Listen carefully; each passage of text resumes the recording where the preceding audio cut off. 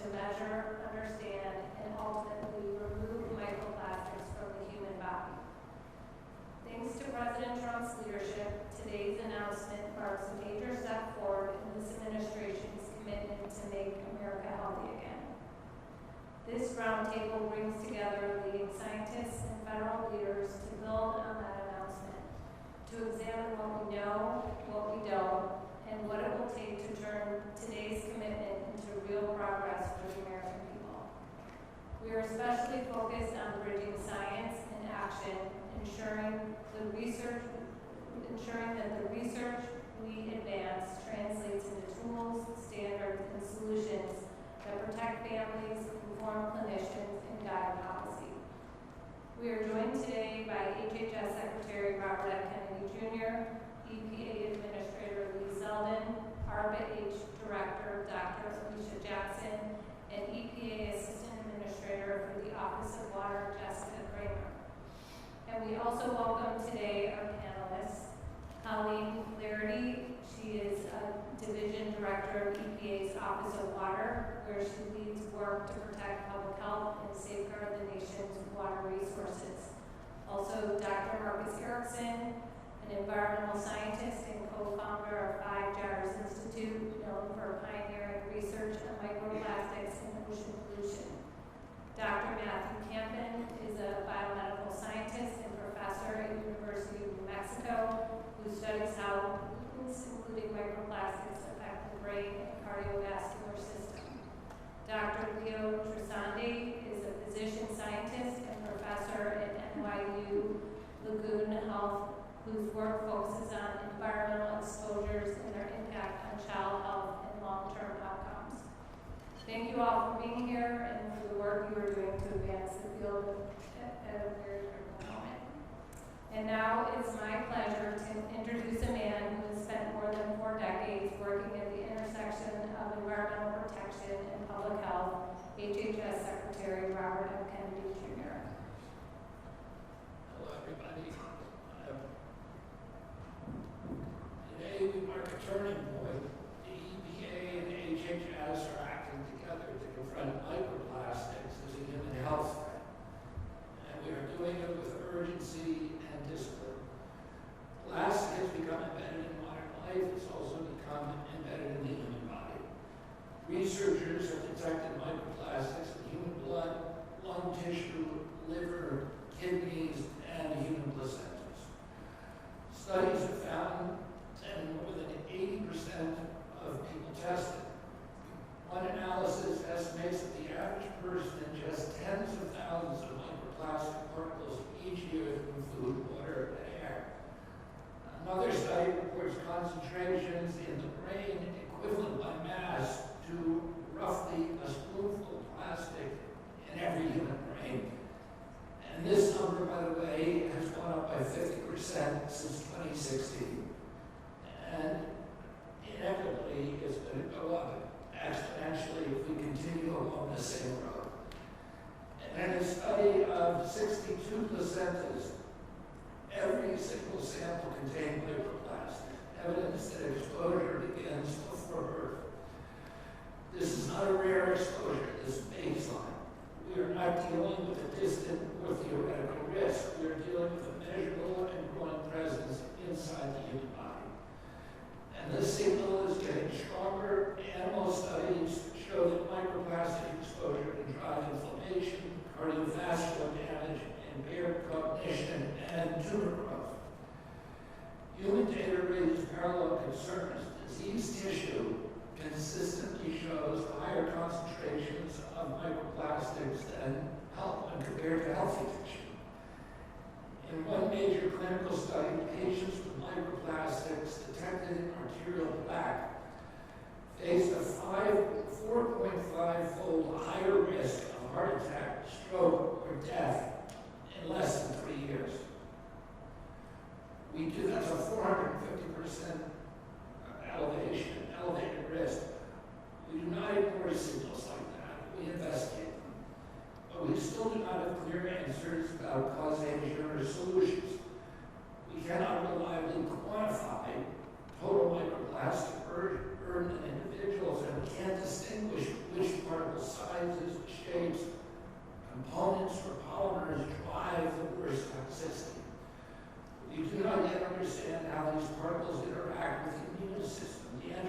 system or the neurological system. And we do not have validated methods to remove them safely. Not all microplastics behave the same. Different materials accumulate in different organs that appear to drive different biological effects. Without that distinction, there is no roadmap for action. We can't treat what we cannot measure. We cannot regulate what we don't understand. So today, HHS, through ARPA-H, Lisa Jackson here, alongside EPA, is taking direct action. We are launching STOMP, which stands for Systematic Targeting of Microplastics. It's a $144 million national program to measure, understand, and to remove microplastics from the human body. We are focusing on three questions: what is in the body, what's causing the harm, and how do we remove it? And we're answering them in that order. We will first build and standardize cold-grade tools capable of detecting and quantifying microplastics across tissue and fluids with precision. Next, we will map how microplastics move through the body, how they cross biological barriers like the gut lining and the blood-brain barrier, where they accumulate, and how long they persist. Third, we will develop targeted, clinically safe strategies to reduce microplastic burden in the body. We will also prioritize those at the greatest risk: pregnant women whose exposure reaches the developing fetus, children whose bodies and brains are still in formation, workers in high exposure environments, and patients with chronic conditions that may be exacerbated by inflammatory or toxic stressors. The science has not kept pace with the scale of exposure. We are now going to close that gap. We are bringing together engineers, clinicians, toxicologists, and data scientists. We are setting measurable targets. We are holding ourselves accountable for results. I want to thank Lisa Jackson, the director of RFK, for driving this effort forward, and my colleague and friend, Administrator Zeldin at EPA, the Assistant Administrator for Office of Water, Jessica Kramer, and everyone else at the EPA for aligning environmental and human health priorities into a single mission. Together, we're going to define the risk, build the tools, and act on the evidence regarding microplastics. We're not going to speculate, we're going to measure. We're not going to delay, we are going to move. And thanks to the leadership of President Trump, we will give the American people clear answers about what's in their bodies and what it means for their health. This is how we're going to make America healthy. And thank you, and I'm now honored to introduce my colleague, my friend, Administrator Zeldin at EPA. Well, thank you, Secretary Kennedy, and welcome back to EPA. This room is filled up not just with a lot of great dedicated staffers here at EPA, but others from outside the government, as well as HHS. And I'm sure everyone here is extremely grateful for your leadership and all of your work. As a New Yorker, I've seen so many different ways that you've impacted the place where I grew up, that was home, born and raised. And this isn't a mission that you started 14 months ago. It was a mission that you started decades ago, and grateful for your passion. Thankful for the entire team at HHS for being here and being part of this momentous day for drinking water in the United States. And shortly after his swearing in last year, President Trump created the Make America Healthy Again Commission, chaired by Secretary Kennedy. Under the leadership of Secretary Kennedy, it's been an honor to serve as part of this significant initiative that has brought together so many different agencies to collaborate. And that's one of the things that we've seen from President Trump time and again. I've experienced it with the National Energy Dominance Council as well. You have these different agencies that were siloed off in the past. They're just focused on their own equities, in their own worlds. They're not coordinating, they're not cooperating. And as a result, you end up with less efficient government. But the culture that we have inside this administration is for maximum amount of collaboration, and that is why we're here today. And we're taking major steps in today's announcement to make America healthy again. I'm pleased to announce a landmark set of actions by EPA to safeguard the nation's drinking water from microplastics, pharmaceuticals, forever chemicals, and dozens of other contaminants. At the heart of these actions is our draft 6 contaminant candidate list, known as CCL6, which we are releasing today for public comment.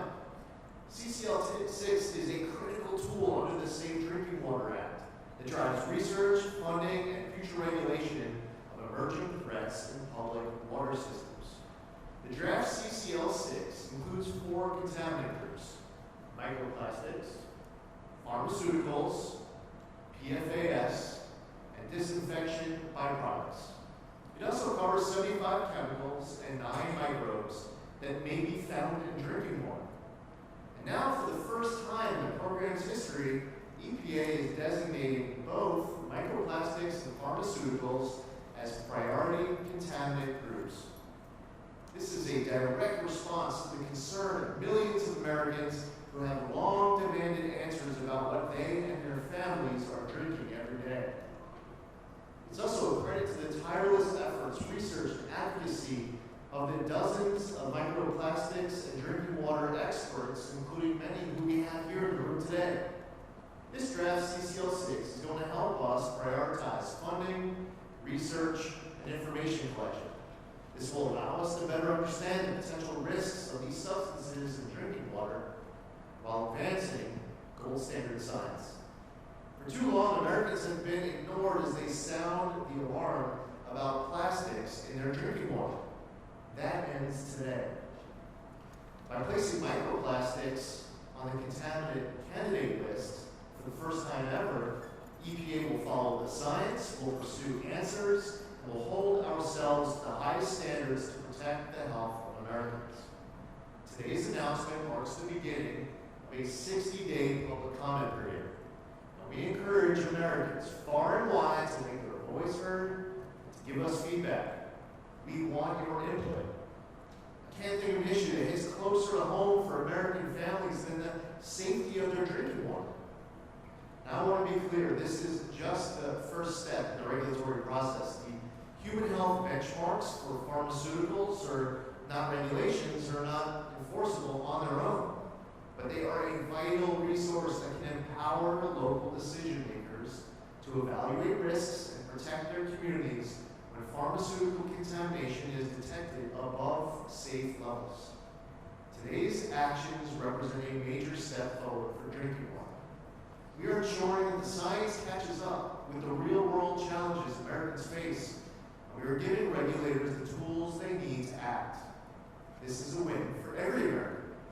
With this effort, the Trump EPA is advancing gold standard science to inform policy and ensure the best possible outcomes so parents can feel confident filling their children's glasses at the kitchen sink. I want to thank you all again for your unrelenting commitment to making America healthy again and to the safety of our nation's drinking water. And now I will turn it over to Jessica. Jessica Kramer is our Assistant Administrator of our Office of Water here at EPA. She has an amazing team of dedicated career staffers at our Office of Water here at EPA. And I'd also like to recognize our excellent Deputy Administrator here at EPA, sitting in the front row, David Fatu. Jessica. Thank you, sir.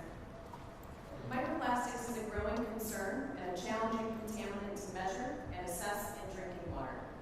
But it's a concern that we are tackling head-on to protect Americans. EPA and the federal family are poised to address this issue and the CCL6, as well as our drinking water research efforts, as important steps that EPA is taking, as the Administrator talked about today. We are in the early stages of research on methods to detect microplastics and how microplastics affect people's health, but we are committed to providing answers and actions for Americans who want to ensure their families can turn on their tap and know that their drinking water is safe. Additionally, as the Administrator mentioned, we are releasing human health benchmarks for 374 pharmaceuticals, including antibiotics, hormones, and other drugs that enter the water. These include prescribed and over-the-counter pharmaceuticals. The current draft list includes pharmaceuticals that are both approved by the FDA for human use and are known to, or have the potential to, occur in drinking water sources like the Potomac here in DC, or in treated drinking water that is delivered to our homes. Again, these are not regulations, but they give states, tribes, and local water systems a critical new tool to assess risk and take action to protect their communities. For example, if a pharmaceutical occurs in drinking water at levels higher than the benchmark, a water system could conduct additional water monitoring or research to help ensure the health of their community. In addition to those benchmarks that we are releasing for public comment, with the CCL6 that the administrator mentioned, we believe that these are excellent steps and a great example of the federal family working together as we pair these with the announcements of Secretary Kennedy from HHS today. Our actions today represent a major step forward in drinking water, ensuring that the science catches up with the real-world challenges that the administrator mentioned. And we genuinely believe this is a win for every American as the Trump EPA commits to advancing gold standard science, utilizing radical transparency, and protecting our nation from the harms of toxic chemicals. Thank you so much for joining us for these exciting announcements today. Thank you, Secretary Kennedy and Administrator Zeldin, for your leadership. My name is Alicia Jackson. I lead ARPA-H, the Advanced Research Projects Agency for Health. Today we are launching STOMP, and we couldn't be starting soon enough. STOMP stands for Systematic Targeting of Microplastics. It is a nationwide $144 million program built to affordably and precisely measure microplastics in the human body, understand how they cause harm, and most importantly, to get them out at a cost that every American can have access to so that they can have the immediate and downstream health benefits. Here is the hard truth. Nobody wants unknown particles building up in their body or their children's body. If a doctor told you something was accumulated in your organs, your first questions would be, which ones and what are they doing? These questions have no answer yet.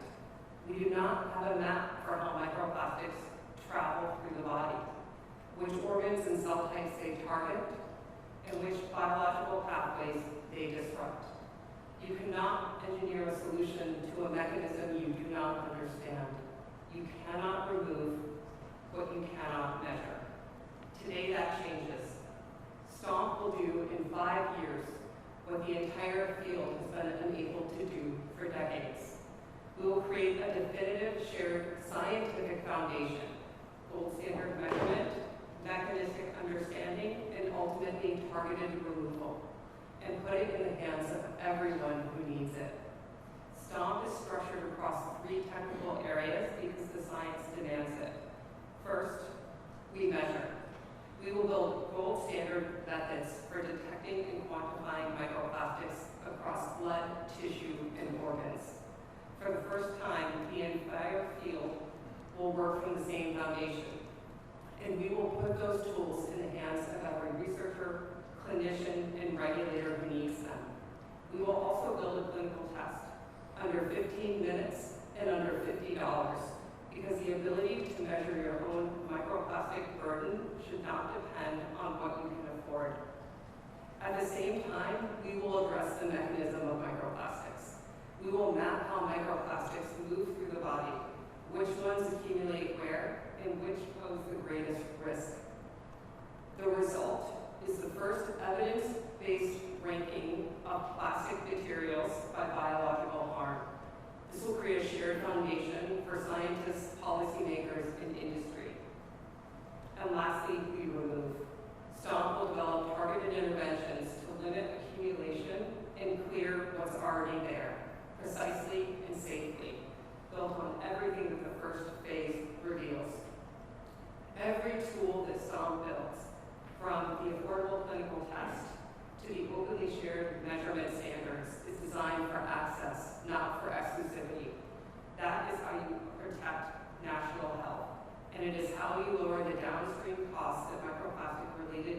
will otherwise impose on our healthcare system.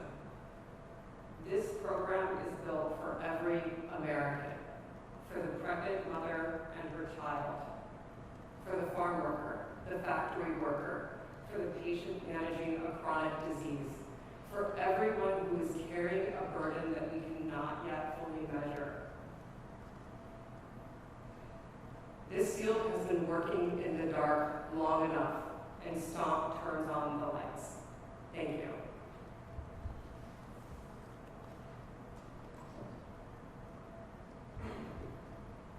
Good afternoon. I'm Colleen Flaherty, the Director of the Drinking Water Science and Engineering Division here at EPA's Office of Water. Microplastics is a serious and challenging environmental and public health issue. Microplastics can vary greatly in size and composition. There are many different types of plastic polymers that may degrade and get into our water. These plastic polymers can also carry other chemicals, as well as pathogens like bacteria and viruses. Measuring these complex mixtures of microplastics in drinking water and understanding their potential health effects is very, very challenging. Including microplastics on the CCL6 is a great step to further prioritizing research in this area, and we have a lot of work to do. We are working here at EPA to understand two key things. First, how to measure the amount of microplastics in drinking water, and second, how those microplastics may harm human health. Each of these is critical to understanding whether microplastics are found frequently and at levels of health concern in drinking water. First, we need to conduct research to define and better understand how to detect and quantify microplastics, the size, the different types, the shapes, and the number in drinking water. We need reliable, consistent detection methods that can be widely used.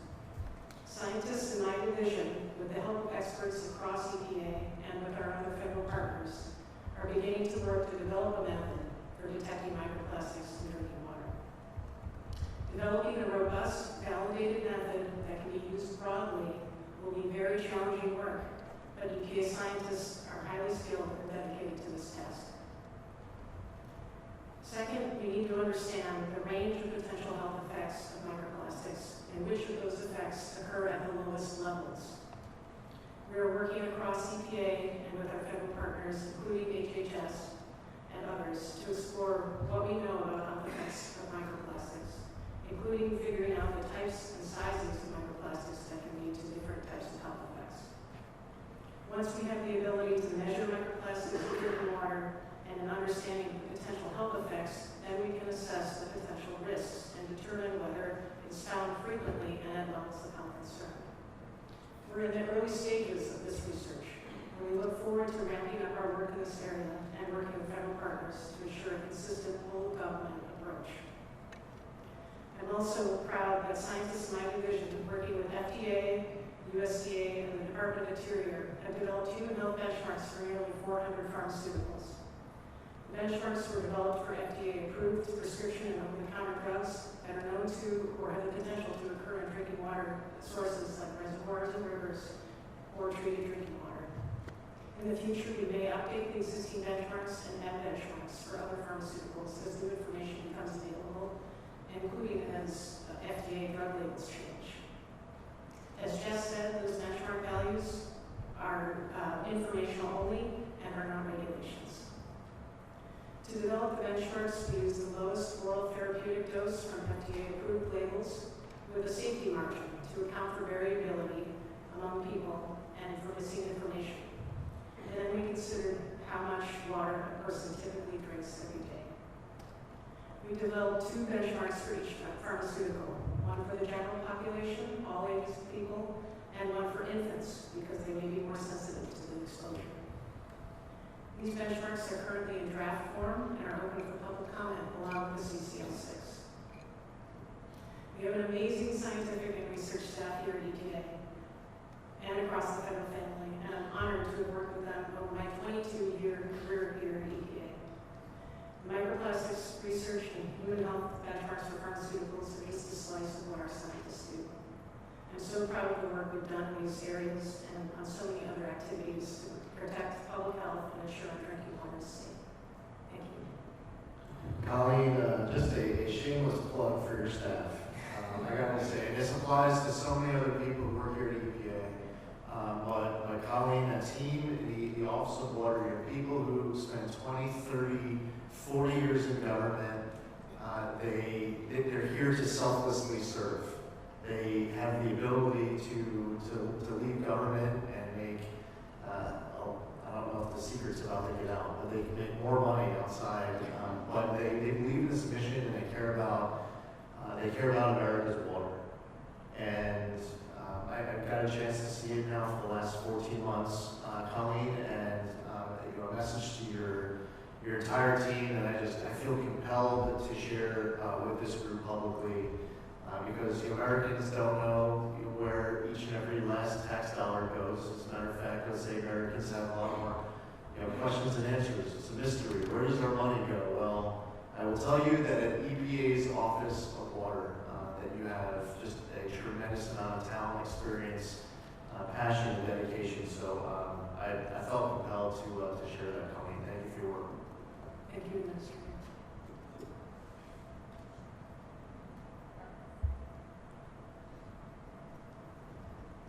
Good afternoon, my name is Marcus Erickson. I'm the co-founder of the Five Gyres Institute, studying ocean plastics on a global scale of about 20 years. There should be an image coming up. Is it there? Okay, so what you're looking at is a map of the world, and that's the published image that we showed, showcasing that we have found microplastics in the global ocean. And our estimate, published 3 years ago, was 170 trillion microplastics particles worldwide adrift.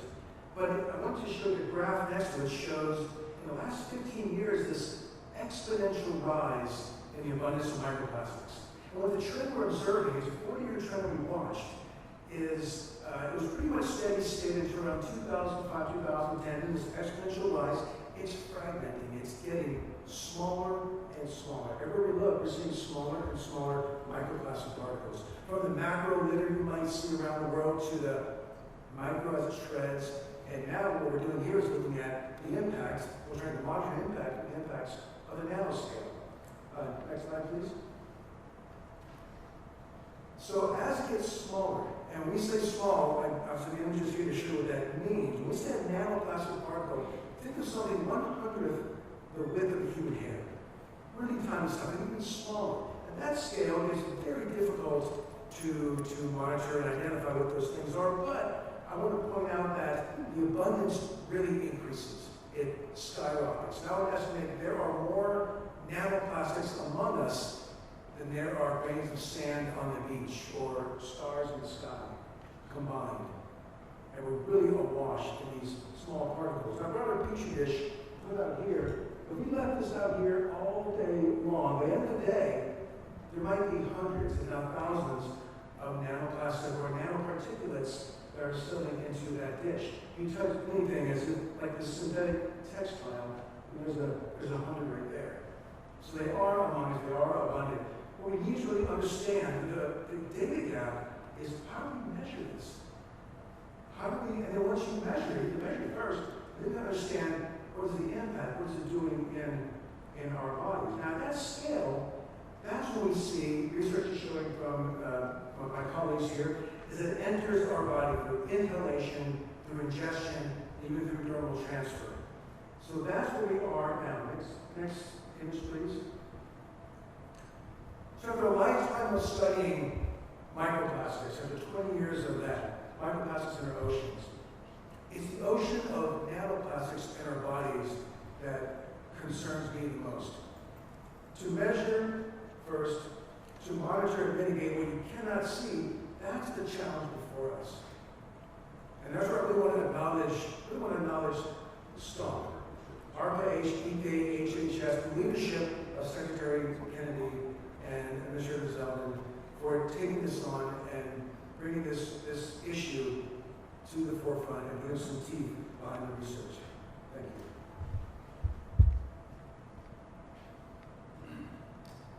Good afternoon, I'm Matthew Camden. I'm a professor at the University of New Mexico College of Pharmacy. I also want to convey that same gratitude and thanks to Secretary Kennedy and Administrator Zeldin for their decisive leadership, bringing this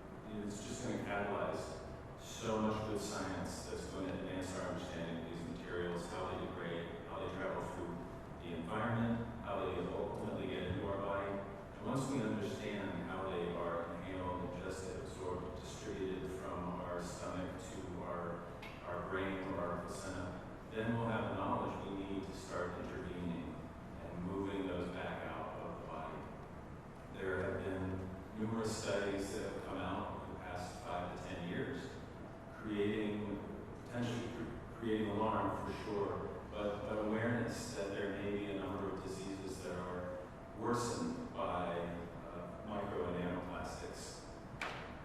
There's still tremendous uncertainty because of the issues Dr. Erickson raised about how we measure these and how we assess this in humans and their exposures. But there's issues related to cardiovascular disease potentially. 2 years ago, there was a New England Journal study that showed there was a 4.5-fold increased risk of having a subsequent heart attack over the next 3 years if you have detectable levels of microplastics in your blood vessels. Well, if you put that in perspective, that's far more risk than any benefit you'll ever get from cholesterol-lowering drugs like statins. That's a tremendous amount of increased risk of a heart attack. We need to better understand if that's really a causal relationship. So studies in controlled exposure systems in the laboratory have started to corroborate a lot of that information. It does seem like these plastics have the potential to drive cardiovascular disease, as well as neurological diseases, as well as potentially cancer, as well as potentially maternal fetal health outcomes, and ultimately we are now seeing studies related to male fertility. So many potential issues.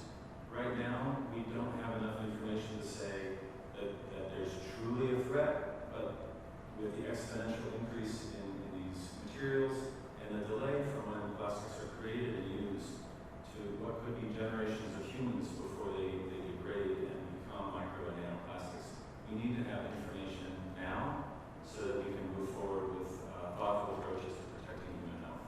Thank you. Good afternoon. My name is Leo Trisonic. I'm a pediatrician and direct the NYU Grossman School of Medicine Center for the Investigation of Environmental Hazards. Make no mistake about it, plastics represent an urgent and multidimensional threat to human health. You've heard a lot about micro and nanoplastics today, but that's part of a broader multidimensional problem because there are also chemicals used in plastic materials and chemicals that are added inadvertently to plastic materials that are likely being trafficked to human tissues as a result of plastic exposure ultimately. What we know about these chemicals, particularly the few chemicals we know, that there's 16,000 chemicals in plastic. We know nothing about 10,000, and we know so much about a small number of chemicals that tells us frightening details. That's particularly about bisphenols used in aluminum can linings and thermal paper receipts, phthalates used in food packaging, flame retardants, per and polyfluoroalkyl substances, nonstick cooking, and oil and water-resistant clothing, not to mention dioxins that arise out of burning plastic in the process of getting rid of plastic ultimately. That are real problems. These are codified as human health threats by independent scientific entities such as the Endocrine Society, the American Academy of Pediatrics, the World Health Organization, and United Nations and Harvard Program, just to name a few. And the impacts run from cradle to grave and womb to tomb. That's because these chemicals hack our hormones, our natural signaling molecules that underlie so many basic biological functions to humankind, from temperature to metabolism, salt, sugar, and even sex. We're talking about growth restriction in utero. We're talking about prematurity, 8% of prematurity globally that can be traced just to one chemical that we know about, phthalates. We're talking about obesity, these chemicals that literally make us fatter, at least 50 or so that we know about to date. Contribution to adult cardiovascular disease is quite substantial. We're talking about 50,000 deaths in the United States, $24 billion in lost economic productivity annually as a result of ongoing exposure. And the healthcare costs are particularly real. Just on the few chemicals that we know about, the United States healthcare cost contribution of plastic exposure right now is $250 billion. 1.2% of our gross domestic product goes out the window as a result of toxic exposures that derive from plastic. And yet we have so much to do. We need to better understand in an integrated way plastic exposure, chemicals together with micro and nanoplastics. We need to take a broader perspective. We need to get better at measuring these exposures because we're probably underestimating the scope of the problem. exposure and precision often biases your result the wrong way, not finding what you need to find, ultimately. So we need to measure and we need to intervene. As a practicing pediatrician, I'll tell you that we know that there are safe and simple steps that we can all take right now to start to address the problem. Not microwaving, machine dishwashing, plastic, consuming less canned food, using more glass and stainless steel, just to name a few. Measuring PFAS in serum, because there are steps that the National Academy of Sciences has outlined for intervention based on clinical testing. But we need to get in the right lane when we see a visible problem before us in the form of micro and nanoplastics. And that information will ultimately guide the end game in terms of prevention, finding safer materials for our generations to come. So I'm especially privileged to be here to support this important STOMP initiative, to support the leadership efforts by Secretary Kennedy and Administrator Zeldin to address water contamination as well through the CCL process. And I'm honored to be part of this important initiative that will take important steps towards making America healthy again. Thank you very much. Thank you so much. I just want to say special thanks to Marcus, Matthew, and Leo for joining us today. That was very insightful. Secretary Kennedy or Administrator Zeldin, do you have any questions for our panelists? I have a question that I'd like to hear answers from Alicia Jackson and maybe Dr. Camden and Dr. Chassan. Many people might be watching this, many Americans would say, and respond by saying, we already know so much about plastics. We know there's a spoonful in each of our brains. We know that it impacts the prematurity of premature births, and dramatic impacts on heart attacks, on cardiovascular disease, and strokes. Why do we need to know anything more? Why is this science critical before we act? Or can we be acting now? Should we be acting right now without even needing to know anything more? Thank you, Mr. Secretary, for the question. I feel exactly the same way when I learned about the scale and depth of the challenges with microplastics in our health, and especially for my children. It's such a large problem and so broad that if we were just say stop right now, we wouldn't even know where to begin. We simply don't know the specific microplastics that are going to each part of our body. So whether that's polypropylene, polyethylene, polyvinyl chloride, PET, there's so many different types of microplastics of different size and scale. They go to different parts of our body, from the brain to even the mitochondria. And the fastest route we have is to understand which of those microplastics are causing the most harm and focus on those as number one, focus the most resources on those, and that's exactly what we're starting with here. I agree, Secretary Kennedy. Action now can be taken based on the knowledge we have. It's a complicated problem because we have, you have to address production, recycling, and you have to address waste management. There's so many aspects that need to be revisited in light of the knowledge we have. But to Director Jackson's point, we need the knowledge now to protect human health, because all of those actions from a big public environmental health policy standpoint will take a long, long time to turn that corner. And it could be 30, 40 years before we start to realize change that's relevant. And I brought these because we're talking about how microplastics are something we think about but don't visualize. These are real ocean macroplastics that come from the Pacific garbage patch, and I'll pass it down if you want to see those. And what we do is grind them, pulverize them down to this. These are real microplastics, less than 20 micrometer, even nanoplastics in here. This is the kind of material that we can learn a lot from in terms of how this treats the human body. And we can get to Director Jackson's point about which microplastics are most likely to be problematic. That can help us change policy and management around which materials are used in the marketplace. Secretary Kennedy, thank you for the question. I feel as though we're in a similar moment roughly in the 1970s where EPA took leadership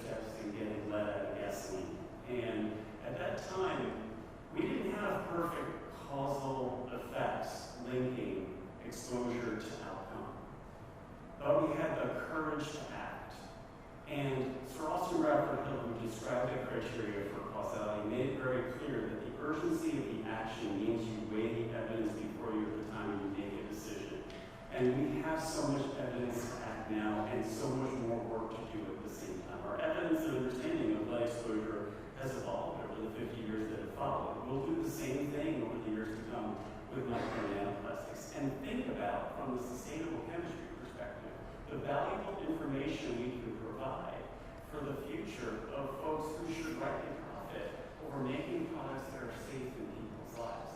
And I think that's a real hope that we can offer for the next generation. I would invite any of the members of our panel to jump in on this, and Colleen, if you have any thoughts, feel free to share as well. We also added pharmaceuticals onto the candidate list of contaminants, and if any of our panelists have any thoughts, any insight, we have some great experts here on the panel. I would welcome you to share any of it now. Sure, I'd be happy to start. Pharmaceuticals in the environment is something I've been thinking about for a long time. I did my graduate work in that many years ago. So I think it's really interesting because they're chemicals that are designed to be biologically active, and they can get into the water in a number of different ways through excretion, through the human body, as well as through flushing or other disposal mechanisms. So they find their way into water bodies at very, very low levels. And it's been sort of a research question for a while now, trying to understand what those, exposure to very low levels of pharmaceuticals means in terms of human health impacts. So today's release of the human health benchmarks for pharmaceuticals is incredibly important because it's the first time we're finally giving a screening level benchmark for hundreds of pharmaceuticals. So the way we develop those benchmarks, we believe that if you are measuring for those pharmaceuticals in your water and are below that level, you should be reasonably confident that there is not a problem. And that should provide a lot of reassurance to utilities, the states, and others across the country. That's a really important informational tool that we are providing today. There's a lot more work to do, and we're gearing up for it, and with your support.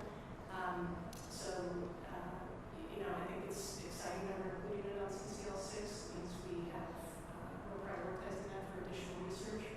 And if we start to find, that there are pharmaceuticals, that are occurring in systems, frequency of concern and of levels that we think is a health concern, and we have tools that we can see if we want to address those risks. I think if I can add one thing, it would be, we've talked a lot of folks that I talked to about questions about what's in their drinking water. The next question is how do you get to regulation? We talk a lot about the time and prescriptive nature that's built into the Safe Drinking Water Act. And while our HHS colleagues have been up here talking a lot about investigating where it accumulates in the body and what does that mean for health, one of the things that's important about the listing on the candidate contaminant list for both of these groups is that you have to have the same level of investigation, of research that goes into methodology development for detecting microplastics and pharmaceuticals, as well as removal technologies when we're talking about drinking water systems. And so that is the type of research that we're talking about being spurred. That is the type of spotlight that we are putting on these groups by listing them on the contaminant candidate list. It's the same needs, just focused in a different space. Secretary Kennedy, do you have another question?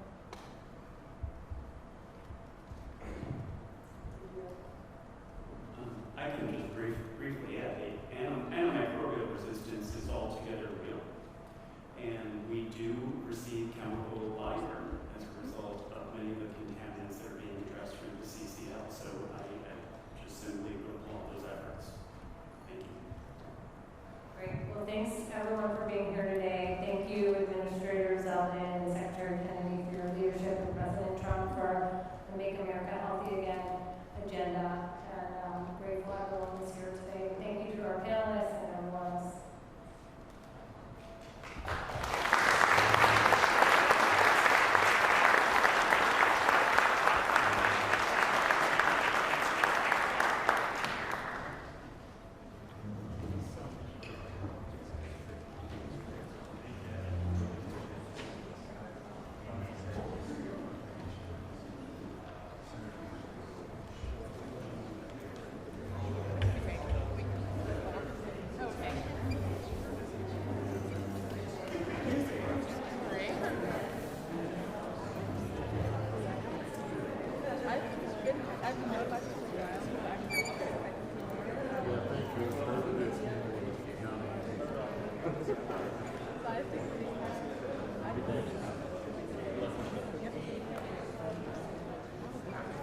Yeah, but no, that was